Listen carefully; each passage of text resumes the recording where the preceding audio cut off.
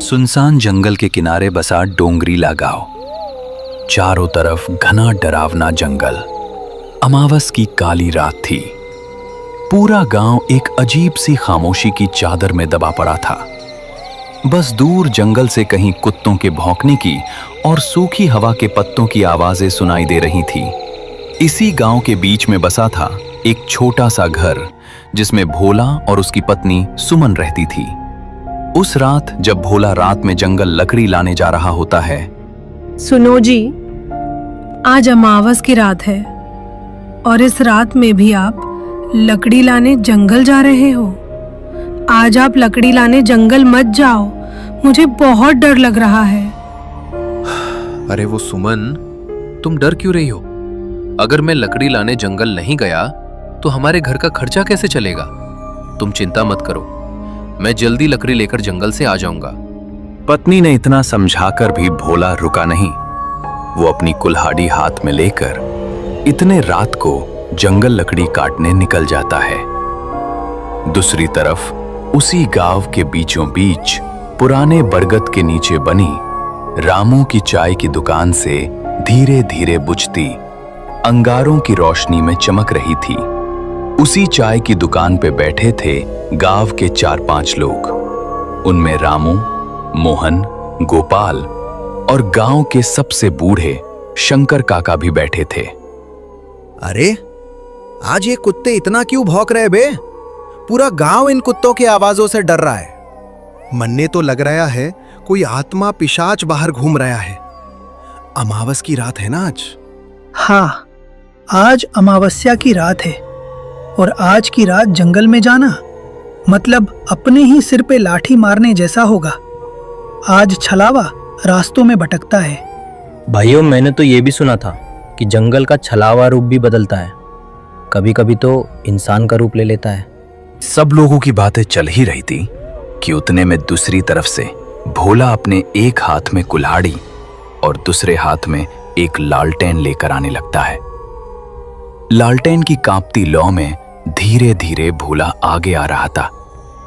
तभी चाय की दुकान पे बैठे शंकर काका बोले, अरे भोला, कहाँ चला इतनी रात को? आज अमावस्या की रात है। ये रात बिल्कुल ठीक नहीं है बेटा। पागल हो गया है क्या भोला? कौन आदमी अमावस की आधी रात को जंगल में लकड़ी काटने जाता है? रामू, अगर मैं लकड़ी लाने जंगल नहीं गया तो मेरे घर का खर्चा कैसे निकलेगा? इसी वजह से मेरा काम रुकता नहीं। घर में चूल्हा जलाना है, उसके लिए पैसा लगता है। पैसों के लिए मुझे मजबूरी में लकड़ी लाने जंगल जाना पड़ता है। हर रोज मेरी पत्नी सुमन मुझे उस जंगल में जाने के लिए मना करती है, लेकिन मैं उसकी बात नहीं मानता। मत जा भोला, आज अमावस की रात है। जंगल में आज कोई इंसान नहीं, बल्कि वो छलावा घूमता रहता है। इतने में एक जोरदार ठंडी हवा चली। लालटेन की लौ एकदम लहराई और जैसे किसी ने पास में ही हंसकर फुसफुसाया हो। सबके रोंगटे खड़े हो गए, लेकिन भोला डरा नहीं। वो अपनी कुल्हाड़ी लेकर आगे बढ़ गया। भोला चाय की दुकान से आगे निकल चुका था। गांव की आखिरी बाउंड्री पार होते ही वो सुनसान डरावने जंगल का रास्ता शुरू हो जाता है। रात का अंधेरा और भी भयानक हो गया था। पेड़ों की टहनियां हवा में हिल रही थीं। जंगल की आवाज ऐसी आ रही थी कि मानो किसी इंसान की आवाज हो। भोला रुक जाता है। कौन है? कोई है तो सामने आ जाओ। पर जवाब सिर्फ सन्नाटा। तभी अचानक उसे दिखा एक परछाई आगे पेड़ से उतरकर खेत की तरफ चली गई, धीरे मगर इंसान जैसी चाल में। भोला ने हिम्मत की और बोला, कौन है रे? गोपाल तू है क्या? अगर कोई गांव का आदमी मेरे को डरा रहा है तो मैं डरने वाला नहीं हूं। सीधे तरीके से मेरे सामने आ जाओ, नहीं तो मेरे हाथ जो कुल्हाड़ी है उससे मैं तुम्हारा सर धड़ से अलग कर दूंगा। तभी वो काली परछाई वापिस आने लगती है और वो कोई और नहीं बल्कि भोला की पत्नी सुमन थी। भोला का दिल धक से रह गया। अरे सुमन, तू इस भयानक डरावने जंगल में इतनी रात को क्या कर रही हो? मैंने तुमको बताया था कि मैं घर जल्दी लौट आऊंगा। सुमन मुस्कुराई, मगर आंखें बिल्कुल ठंडी। लेकिन वो आवाज सुमन की नहीं थी, वो तो उस जंगल के छलावे की थी। घर चलो भोला, रात बहुत हो गई है। भोला एक कदम पीछे हट गया। उसी पल सुमन जैसी आकृति धीरे धीरे धुंध बनकर गायब हो गई। ये देख के भोला का खून जमने लगा। ये कौन था? ये तो सुमन नहीं थी, ये तो इस जंगल का छलावा था। तब भी भोला रुका नहीं, वो आगे बढ़ने लगा। जंगल के रास्ते से भयानक डरावने डरावने आवाजें आनी शुरू हो गईं। थोड़ी देर बाद भोला जंगल के बीच आ चुका था। अब उसको पीछे लौटने की हिम्मत नहीं हो रही थी, आगे जाने का डर अलग। अचानक उसे अपने पीछे किसी के चलने की आहट आई। वो पीछे मुड़ा, लेकिन वहां कोई नहीं था। ये सब देख के भोला जोर से चिल्लाया, कौन है रे? सामने आ। तभी एक बार और उसके पीछे धीमी खुरदरी आवाज आई, जैसे किसी 60 साल के बुड्ढे की आवाज हो। फिर से भोला पीछे मुड़ा तो अपने पीछे उसको उसी के गांव के शंकर काका दिखाई दिए, जो चाय के दुकान पे बैठे हुए थे। शंकर काका, आप इस वक्त इस जंगल में? आपने तो मुझे जंगल जाने को रोका था, तो आप इस जंगल में इतनी रात को क्या कर रहे हो? मैं तेरा ही इंतजार कर रहा था भोला। भोला, आज तुझे मेरे हाथों से कोई नहीं बचा सकता। आज तेरा शरीर मेरा होगा। ये सब देख के भोला पीछे हट गया। मुझे पता है कि तुम मेरे गांव के शंकर काका नहीं हो। मैंने तुमको पहचान लिया है, तुम एक जंगल के छलावा हो। अचानक शंकर काका का चेहरा पिघलने लगा। आंखें लाल, दांत लंबे और चेहरा किसी दानव जैसा। भोला डरकर कुल्हाड़ी लहराता हुआ भागा। छलावा पेड़ों से ऊपर नीचे कूदता हुआ उसका पीछा कर रहा था। भोला भागते भागते एक पुरानी खाई पर पहुंचा। आगे रास्ता नहीं था, पीछे से छलावे की हंसी। अब भोला के पास आगे जाने का कोई भी रास्ता नहीं था। न भोला पीछे जा सकता था, न आगे जा सकता था। भोला ने कांपते हुए हाथों से अपनी कुल्हाड़ी उठाई और बोला, आ जा, मैं डरता नहीं तुमसे। तुझे जो करना है कर ले। छलावा एक झटके में भोला का रूप लेकर सामने खड़ा हो जाता है। अब इधर भी भोला और उधर भी भोला, एक असली एक नकली। ये सब देख के असली भोला डर जाता है। भोला, अब तू क्या करेगा? अब तो मैंने भी तेरा रूप ले लिया है। अब कौन सा तू और कौन सा मैं?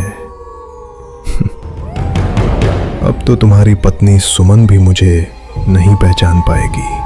तभी अचानक छलावा भोला के ऊपर छलांग मारने ही वाला था कि भोला को अचानक शंकर काका की बात याद आई।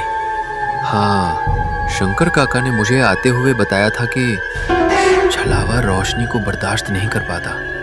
उसके बाद भोला ने अपने हाथ में जो लालटेन थी उसको उठाया और जोर से छलावे की तरफ फेंक दी। जैसे ही लालटेन छलावे के पास गिरी, लालटेन में तेज पीली रोशनी खोने लगी और छलावा दर्द से चिल्लाते हुए पीछे हट गया। वो धुएं में बदलता हुआ चिल्लाया, अगली अमावस मैं लौटूंगा भोला। उसके बाद तुम्हें ये लालटेन तो क्या, तुम्हारे गांव का कोई इंसान भी तुम्हें बचा नहीं पाएगा। ये बोल के छलावा अंधेरे में गायब हो गया। रात के 2 बजे थे। अब भोला के पास लालटेन भी नहीं थी। भोला ने अपनी कुल्हाड़ी उठाई और घर के रास्ते बिना लकड़ी लेकर वापस जाने लगा। थोड़ी दूर चलते चलते भोला थक जाता है। इसीलिए वो एक पेड़ के नीचे आराम करने बैठ जाता है। रात का अंधेरा गहरा हो चुका था। भोला को कुछ समझ नहीं आ रहा था कि अब वो क्या करे। क्या करूं? कुछ समझ नहीं आ रहा है। रात भी बहुत हो चुकी है और मेरे पास तो अब मेरी लालटेन भी नहीं है और इस जंगल का रास्ता भी साफ दिखाई नहीं दे रहा है। ऐसा करता हूं, आज की रात यही जंगल में पेड़ के नीचे सो जाता हूं। सुबह होते ही लकड़ी लेकर यहां से चला जाऊंगा। दूसरी तरफ भोला की पत्नी घर के दरवाजे के पास खड़ी होकर भोला का इंतजार कर रही थी। रात के ठीक 3 बज चुके थे। थोड़ी देर बाद सुबह होने ही वाली थी। तभी सुमन खुद से बातें करते हुए बोलती है, हे भगवान, रात के 3 बज चुके हैं और अब तक ये घर क्यों नहीं लौट आए? उनको कुछ हुआ तो नहीं होगा? अब मैं क्या करूं? घर के बाहर कुत्तों की भौंकने की और जंगल की तरफ से लोमड़ियों की आवाजें आ रही थी। उधर सुमन को नींद नहीं आ रही थी। सुमन सोते हुए भोला को याद कर रही थी। सुमन घर में इधर उधर घूम रही थी। थोड़ी ही देर में सुबह हो जाती है। सुबह होते ही सुमन गांव में जो चाय की दुकान है उसके पास आने लगती है। चाय के दुकान पे वही लोग बैठे थे जो रात को भोला को समझा रहे थे। तभी सुमन चाय के दुकान पे आ जाती है। क्या हुआ सुमन? तुम आज चाय के दुकान पे कैसे आई? सब ठीक तो है ना? नहीं शंकर काका, सब ठीक नहीं है। कल रात को भोला लकड़ी लाने जंगल गए थे, लेकिन भोला जंगल से अब तक घर आए ही नहीं। रोज तो जल्दी घर लौट आते थे, लेकिन आज क्या हुआ तो भोला घर लकड़ी लेकर आए ही नहीं। मुझे बहुत ही चिंता हो रही है। सुमन, तुम चिंता मत करो। अभी हम सब उस जंगल में जाके देखते हैं। उसके बाद सभी भोला को ढूंढने जंगल के और जाने लगते हैं। थोड़ी दूर जाने के बाद उनको दूसरे गांव का एक लकड़हारा उस जंगल में दिखाई देता है।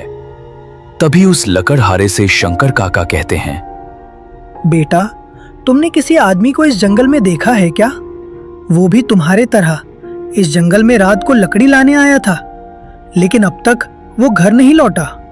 हाँ काका, मैंने एक आदमी को एक पेड़ के नीचे देखा था, लेकिन वो सोया हुआ था, इसीलिए मैंने उसको जगाया नहीं।